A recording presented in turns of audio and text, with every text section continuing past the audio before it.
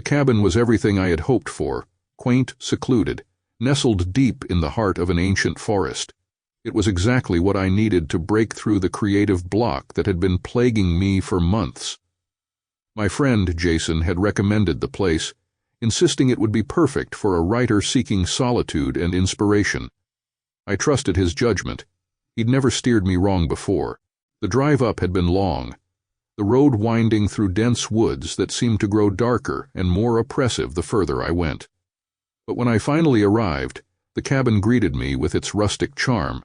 It was small but cozy, with a sturdy wooden frame, a stone chimney, and large windows that offered a breathtaking view of the surrounding forest. The kind of place that made you feel like you were stepping into another world, far removed from the hustle and bustle of modern life. As I unpacked my bags, I felt a sense of calm settle over me. The cabin was furnished simply but comfortably, an old leather armchair by the fireplace, a wooden desk that seemed to have been waiting just for me, and a bed that promised restful sleep. I could already feel the ideas beginning to stir in the back of my mind, the fog of creative blocks slowly lifting. The first few days were productive.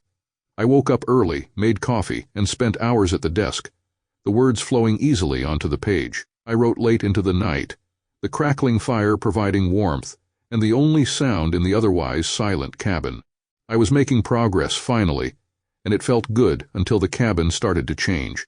It began with small things I could almost convince myself were just tricks of the mind. A door that I could have sworn was on the left side of the room was suddenly on the right. The hallway to the bathroom seemed longer than it had been before, stretching into the shadows in a way that made my skin crawl. But I brushed it off, chalking it up to exhaustion or an overactive imagination, occupational hazards for a writer after all. Then, on the third night, I woke up to find that the entire cabin had moved. The realization didn't hit me at first. I had been tossing and turning, struggling to sleep despite the long day of writing. Something about the night felt wrong, the air too thick, the silence too heavy. I got out of bed intending to get some water, but when I looked out the window I froze. The view was different. Gone were the familiar trees I had seen every day since arriving. The thick grove of oaks that had bordered the clearing was nowhere in sight. Instead, I was staring out at a desolate landscape of gnarled, twisted trees that seemed to claw at the sky. The moon, which had been full and bright the night before, was obscured by dark, roiling clouds. My heart raced as I stumbled to the door, flinging it open in a desperate attempt to orient myself. The cool night air hit me like a slap, and I stepped outside, hoping against hope that I was just imagining things. But I wasn't. The cabin was in a completely different part of the woods. The clearing where it had sat was gone, replaced by a dense, almost impenetrable forest. The path I had driven up was nowhere to be found. I was surrounded on all sides by trees, their branches creaking and groaning in the wind like ancient bones. Panic surged through me, and I ran back inside, slamming the door shut behind me. My mind raced, trying to make sense of what was happening. How could the cabin have moved? It was impossible, wasn't it? I spent the rest of the night pacing the small living room, too terrified to sleep. When dawn finally broke, I threw on my jacket and boots and rushed outside, determined to find my way back to the main road. I would leave the cabin, drive back to civilization, and put this nightmare behind me. But the forest had other plans. I walked for what felt like hours, pushing through the dense underbrush, trying to find any sign of the road. But the deeper I went, the more disoriented I became. The trees seemed to close in around me, the forest growing darker and more oppressive with each step. No matter which direction I turned, I ended up back at the cabin. By the time I stumbled back into the clearing, my clothes were torn, and my hands were bloodied from pushing through the thorns and brambles. The sun was setting again, casting long, twisted shadows across the ground. The cabin stood there, silent and unmoving, as if mocking my futile attempts to escape. That night, the changes became more pronounced. I tried to sleep, but the sounds of the forest outside kept me awake, branches scratching against the windows, low moans carried on the wind, whispers that seemed to come from the very walls of the cabin itself. When I finally drifted off, I was plagued by nightmares, visions of endless corridors stretching into darkness, rooms filled with shadowy figures that watched me with hollow eyes. I woke with a start, my heart pounding in my chest. The cabin was pitch black, the fire in the hearth long since died out. I reached for the lamp on the bedside table, but my hand brushed against something cold and hard. I froze, my breath catching in my throat. There was a door where the lamp should have been. I stumbled out of bed, fumbling for my flashlight. When I turned it on, the beam illuminated a door that hadn't been there before, set into the wall beside the bed. My heart pounded as I reached for the handle, hesitating for just a moment before pulling it open. Beyond the door was a narrow hallway, dimly lit by flickering, sputtering lights. The walls were lined with old, faded wallpaper that peeled and curled at the edges, revealing the dark wood beneath. The air was thick with the smell of damp and decay, and the floorboards creaked ominously as I stepped inside. The hallway stretched on far longer than it should have. I walked for what felt like an eternity, the walls closing in around me, the light growing dimmer with each step. Doors lined the corridor, each one closed and unmarked. I tried a few of them, but they were all locked, the handles cold and unyielding under my grip. I was just about to turn back when I heard it, a low, guttural growl coming from somewhere further down the hallway. My blood ran cold, and I stopped in my tracks, straining to hear. The growl came again, louder this time, followed by the sound of something heavy scraping against the floor. I turned and ran, the flashlight beam bouncing wildly off the walls as I sprinted back the way I had come. The growl echoed behind me, growing closer with each passing second. I could hear the sound of something large and heavy moving through the hallway, its footsteps slow and deliberate. I burst through the door and slammed it shut behind me, my chest heaving as I tried to catch my breath. The growling stopped, replaced by an eerie silence that pressed in on me from all sides. I didn't sleep that night. I sat in the living room, staring at the door, waiting for something, anything, to happen. But the cabin remained still, the only sound the crackling of the fire I had finally managed to rekindle. The next morning, I made one final attempt to leave. I packed my bags, determined to walk until I found the road, no matter how long it took. But when I opened the front door, I found that the landscape had changed again. The forest was gone. In its place was a barren wasteland, the ground cracked and dry, the sky a sickly yellow. The air was thick with the smell of sulfur, and in the distance I could see the twisted shapes of dead trees, their branches reaching up like skeletal fingers. I stepped back inside, slamming the door shut behind me. The cabin was alive, I could feel it now, the walls pulsing with a dark, malevolent energy. It was feeding off my fear, trapping me in an endless labyrinth of twisting corridors and nightmarish rooms that shifted and changed, always leading me further from the exit. I was trapped. I don't know how many days passed after that. Time lost all meaning in the endless night of the cabin. I wandered through the halls, lost and disoriented, the walls closing in around me, the rooms stretching into impossible dimensions. I could hear the growls and whispers growing closer, the cabin's dark inhabitants drawn to my fear, feeding off my despair. But the worst part wasn't the shifting walls, the endless corridors, or the nightmarish creatures that stalked me through the dark. It was the knowledge that the cabin was inside my head, warping my thoughts, twisting my memories, erasing everything I had once known. I no longer remember what it felt like to be free, to see the sun, to hear the sounds of life outside these walls. The cabin has consumed me, body and soul, and now I am just another lost spirit, wandering its halls, searching for a way out that I know I will never find. I've stopped writing, stopped trying to make sense of the nightmare I'm trapped in. The words no longer come, lost in the endless void that has swallowed me whole. The cabin has taken everything from me, my freedom, my sanity, my very sense of self, and now as I sit here in the dark, waiting for the growls and whispers to return, I realize the terrible truth. I am the cabin, and it will never let me go.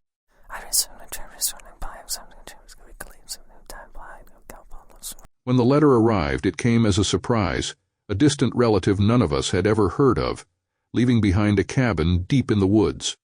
My wife, Ellen, thought it was exciting, a chance for our family to escape the grind of city life. Our kids, Jack and Lily, were thrilled at the idea of an adventure. As for me, I couldn't shake the feeling of unease that came with the cabin's sudden appearance in our lives. But I kept my doubts to myself.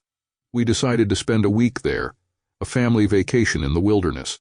The drive was long, the roads narrowing as we ventured deeper into the forest, the trees closing in around us like a wall of dark, ancient sentinels. By the time we arrived, the sun was dipping below the horizon, casting long shadows that seemed to stretch out hungrily toward the cabin. The cabin itself was old, much older than I had imagined. It was a squat, sturdy structure made of rough-hewn logs, the wood weathered and darkened with age. It sat at the end of a narrow dirt path, surrounded by trees that loomed tall and foreboding.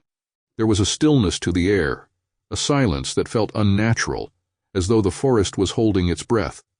We stepped inside, and the first thing I noticed was the smell, damp, musty, with a faint undertone of something metallic, like old blood. The interior was simple: a small living room with a stone fireplace, a kitchen with outdated appliances, and 2 bedrooms. The furniture was sparse, functional, and covered in a fine layer of dust, as if the cabin had been waiting, untouched, for someone to return. Ellen busied herself cleaning up, while Jack and Lily explored every nook and cranny. I wandered into the living room, my eyes drawn to the floor. The boards were old, uneven, and in some places they seemed almost warped, as if something beneath them was pushing up from below. That first night, we were all exhausted from the trip. We ate a simple dinner by the fire and then went to bed, eager to start our vacation in earnest the next day. But sleep didn't come easily for me.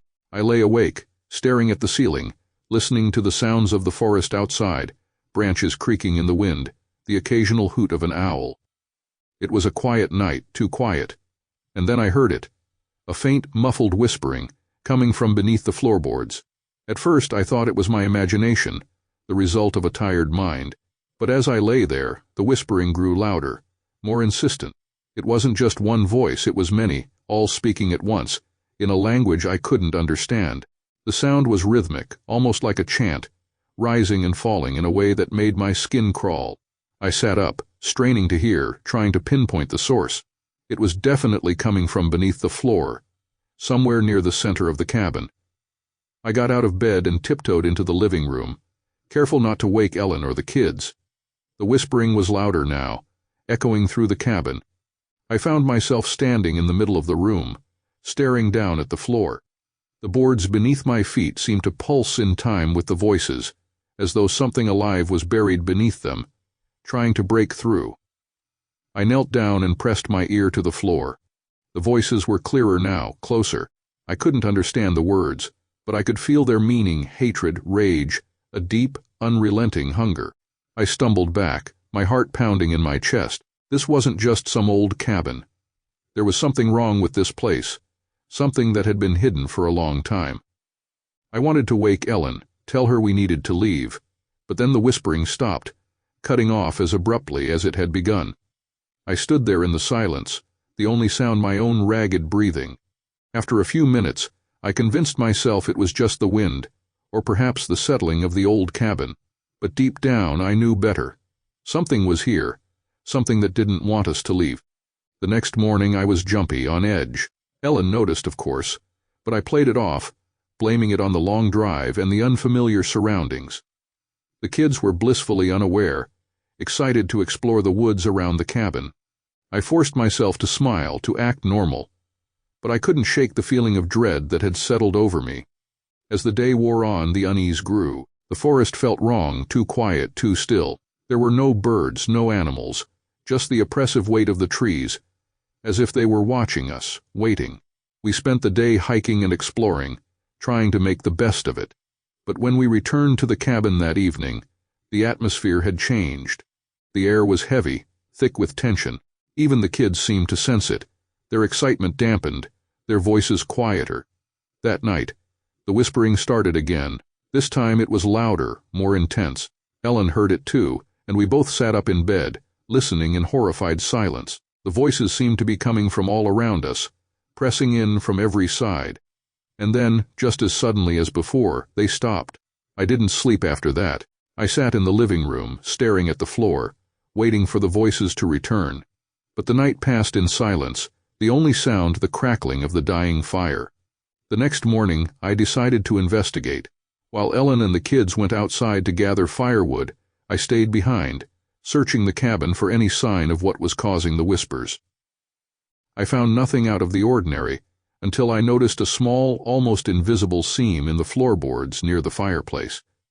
My heart raced as I pried at the seam with a knife, the old wood creaking and groaning as it gave way. Beneath the floorboards was a hidden door, old and heavy, with a rusted iron ring set into the wood. I hesitated for a moment, my hand trembling, but then I pulled the door open. The smell hit me first, a foul, cloying stench that made my stomach turn. The cellar beneath was dark, the air thick and oppressive. I could see the faint outlines of stone steps leading down into the blackness. I should have closed the door right then and there, should have sealed it up and told my family we were leaving. But something compelled me to go down, a morbid curiosity, or perhaps something darker, something that wanted me to descend into that abyss. I grabbed a flashlight and made my way down the stairs. The steps were uneven, slick with moisture. As I descended, the air grew colder, the stench more intense. The walls were made of rough stone, damp and covered in moss. At the bottom of the stairs, I found myself in a small chamber. The floor was covered in symbols, strange, intricate designs carved into the stone. They seemed to writhe and twist in the light of the flashlight, as if they were alive. In the center of the room was a stone altar, stained dark with old blood. On the walls were shelves lined with books, old and tattered, their covers worn and faded. I pulled one down, the pages brittle under my fingers. The text was in a language I didn't recognize, but the images were clear enough, depictions of rituals, sacrifices, and gateways to other worlds. I was staring at the altar when I heard it again, the whispering. But this time, it wasn't muffled or distant. It was all around me, pressing in on me, the voices frantic, desperate. I felt a pressure in my head, a pounding that grew stronger with each passing second. And then I saw them, figures barely visible, their forms shifting and flickering at the edges of my vision. They surrounded me, their mouths moving in time with the whispers, their eyes burning with hatred. I backed away, stumbling up the stairs, the flashlight shaking in my hand. The figures followed, their whispers growing louder, more frantic. I reached the top and slammed the door shut, my breath coming in ragged gasps. When Ellen and the kids returned, I told them we were leaving. I didn't give them a reason, just that we needed to go. They didn't argue, sensing the fear in my voice. But as we packed, the whispers started again, louder than ever. The cabin seemed to vibrate with the sound, the walls closing in around us. The kids clung to Ellen, their faces pale with fear. We rushed to the car, but when I turned the key, the engine wouldn't start. The whispers grew louder, more insistent. The figures were outside now, barely visible through the fog that had begun to creep in around the cabin. "We need to seal it," I said, the words coming to me from somewhere deep within, as if the cabin itself was speaking through me. "The cellar, we have to seal the gateway." Ellen stared at me, terrified, but she nodded. "How?" I didn't know, but I ran back into the cabin, the voices screaming in my head. I grabbed the first thing I could find, a bag of salt from the kitchen, an old knife from the drawer. I ran back to the cellar, Ellen close behind me. The whispers were deafening now, the figures pressing in on us, their forms flickering and twisting. I poured the salt over the symbols on the floor, the figures recoiling as the salt touched the stone. Ellen used the knife to scratch out the symbols, the stone altar trembling with each strike. And then, just as suddenly as it had begun, the whispering stopped. The figures vanished, the air growing still and silent. We didn't waste any time. We packed the car, and this time the engine roared to life.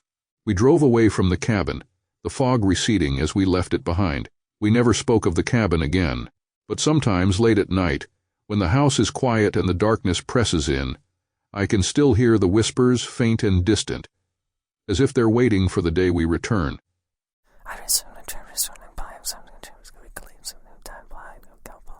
I always thought of myself as a rational person, the kind who could dismiss ghost stories and urban legends with a laugh. But my perspective changed on that fateful night in the city park. My name is Alex, and this is the story of how a simple evening walk turned into a living nightmare. It was early October, and the crisp air had a bite to it that evening. The city park, usually bustling with joggers and families during the day, transformed into a quiet, almost eerie place at night. I decided to take a stroll to clear my mind after a long day at work. The park's towering trees, their leaves painted in shades of red and gold, whispered secrets to each other in the cool breeze. As I walked along the familiar paths, I noticed something odd. The plants seemed larger. Bushes that I remembered being waist-high now towered over my head, and the flowers, usually well kept in neat beds, sprawled across the walkways, their tendrils reaching out like eager fingers. I shrugged it off, attributing it to my tired mind playing tricks on me. The path ahead split into two, and I chose the one less traveled, hoping for some solitude. As I ventured deeper, the air grew thicker, and the moonlight struggled to penetrate the dense foliage. The once familiar surroundings took on a sinister quality. The trees, now grotesquely twisted, formed a canopy that blocked out the sky, and the ground was carpeted with strange, pulsating plants that seemed to react to my presence. I pressed on, a growing sense of unease gnawing at my insides. It wasn't long before I realized I was lost. The paths twisted and turned in impossible ways, leading me in circles. Panic set in as I quickened my pace, trying to find my way back. That's when I saw him. A tall figure stood in the distance, partially obscured by the shadowy foliage. He wore an old-fashioned gardener's outfit, a wide-brimmed hat and overalls, but his face was hidden in the darkness. Desperation overrode my fear, and I called out to him, "Hey, can you help me? I'm lost." The figure turned slowly, and I felt a chill run down my spine. He moved towards me with an unnatural grace, his feet seemingly gliding over the ground. As he approached, I noticed his eyes. They glowed with an eerie green light, and his skin had a strange bark-like texture. "Welcome to my garden," he said in a voice that was both soothing and menacing. "You shouldn't be here after dark." I got lost," I stammered, backing away. "Can you show me the way out?" He smiled, revealing teeth that were too sharp, too plant-like. "There is no way out once you've entered my labyrinth. But don't worry, you won't be leaving empty-handed." Before I could react, the plants around me came to life, their vines wrapping around my legs and arms, holding me in place. I struggled, but the more I fought, the tighter their grip became. The gardener raised his hand, and the vines lifted me off the ground, carrying me deeper into the maze. I lost track of time as I was dragged through the labyrinth. The plants whispered to each other in a language I couldn't understand, and the gardener hummed a haunting melody. Finally, we reached a clearing, illuminated by the ghostly glow of bioluminescent flowers. In the center of the clearing was a statue, or at least I thought it was a statue at first. As I was brought closer, I saw that it was a person, encased in a shell of bark and vines, their face frozen in a silent scream. My heart pounded in my chest as the realization hit me. These were the gardener's victims, trapped forever in his twisted garden. "You will join them," the gardener said, his eyes boring into mine. "A new addition to my collection." "No!" I screamed, thrashing against the vines. "Please, let me go!" But it was no use. The vines tightened their grip, and I felt a sharp pain as they pierced my skin, their roots burrowing into my flesh. My vision blurred as a strange numbness spread through my body. The last thing I saw was the gardener's face, his smile wide and satisfied. When I awoke, I was standing in the park again, but everything was different. The plants were no longer monstrous, and the paths were clear. It was as if the labyrinth had never existed. I looked down at my hands and saw that my skin had taken on a bark-like texture. I tried to scream, but no sound came out. Days turned into weeks, and I found myself drawn to the park every night, compelled by an unseen force. I watched as the plants grew at an alarming rate, forming new paths and trapping unsuspecting wanderers. And each night, the gardener would choose one visitor to become a permanent part of his garden. I am one of them now, a silent guardian of the labyrinth. My body is rooted to the ground, my soul forever trapped in this twisted, nightmarish garden. If you ever find yourself in the city park after dark, beware the night gardener. You might just become his next addition.